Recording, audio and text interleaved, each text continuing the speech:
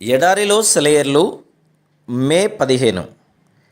ఉన్నతమైన మేఘములలో ప్రకాశించు ఎండ ఇప్పుడు కనబడకయున్నను. యోబు గ్రంథం 37వ అధ్యాయము 21వ. మేఘ ప్రపంచం లేకపోతే మన ప్రకృతికి అందం లేదు. ఇటలీ ప్రాంతంలో ఆకాశం ఎప్పుడూ మేఘాలు లేకుండా బోసిగా ఉంటుందట. క్షణక్షణానికి ఆకారాలు మారుతూ ఆకాశంలో హుందాగా తేలే మేఘాలకు ఉన్న అందం ఖాళీ ఆకాశానికి ఎక్కడ వస్తుంది? మేఘాలు లేకపోతే భూమంతా ఎప్పుడో ఎడారిగా మారి ఉండేది. మానవ జీవితంలో కూడా మేఘాలుంటాయి. నీడనివ్వడానికి, సేద తీర్చడానికి, ఒక్కోసారి చీకటి కమ్మించడానికి అవి కూడుకుంటూ ఉంటాయి. తేజోవంతమైన కాంతి లేని మేఘాలుండవు. దేవుడే అన్నాడు, నా ధనుసును మేఘాల్లో ఉంచాను.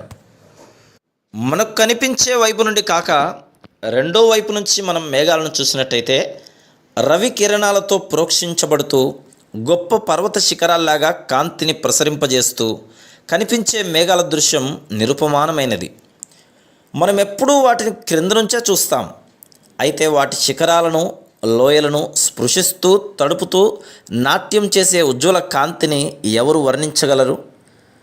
దైవకుమారుడా, నీకు సంభవించే శ్రమలను అవతల వైపు నుండి చూడగలిగితే ఎంత బాగుంటుంది. క్రింద నుండే ఎప్పుడు చూస్తున్నావు. నువ్వు క్రీస్తుతో కూడా ఉన్నత స్థలాల్లో కూర్చొని క్రింద ఉన్న మేఘాలను చూడగలిగితే పరలోకపు స్వచ్ఛమైన ధవల కాంతిని, క్రీస్తు ముఖ కాంతిని అవి ప్రతిబింబిస్తున్నాయన్న సత్యాన్ని కల్లారా చూడగలిగితే ఎంత మంచిది. అవి నీ జీవితం పైన దీర్ఘమైన నీడల్ని సృష్టిస్తూ ఉన్నా నువ్వేమీ నిరుత్సాహపడవు.